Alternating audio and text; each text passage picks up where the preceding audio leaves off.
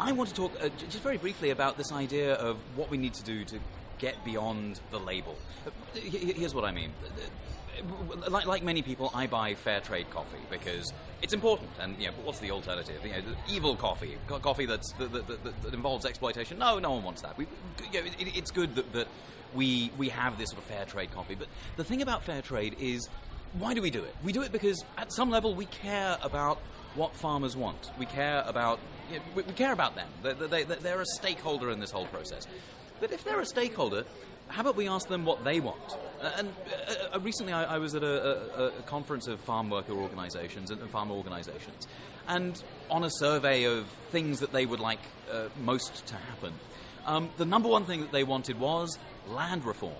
And the number two thing they wanted was access to water. The number three things they wanted was access to sustainable technology. The number four thing, access to credit. The number six thing was fair trade. So it's not like farmers don't want fair trade. They do, but they also want a range of other things.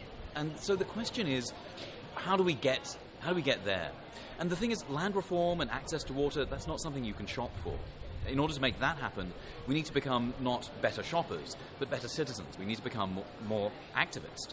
And that's not a bad thing. If you think about all the movements for change that have happened in the world, none of them have involved shopping smarter.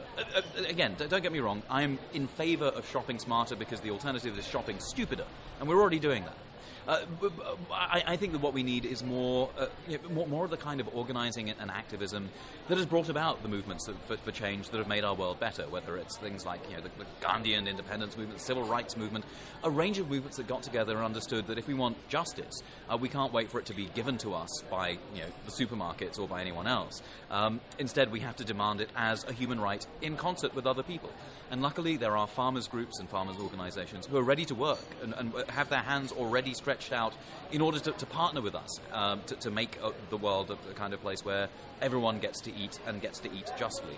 But that means that we need to take a step back from the supermarkets and take a step back from the purveyors of lifestyle goods that don't necessarily make the world a better place, and take a step forward towards the kind of social change that actually we all deep in our hearts believe in.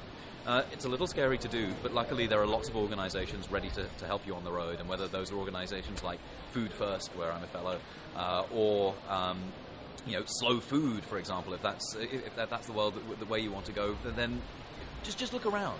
There are a lot of community groups that care about food right where you live, and are ready to help reach out, make your community better, and make the lives of farmers a lot better as well.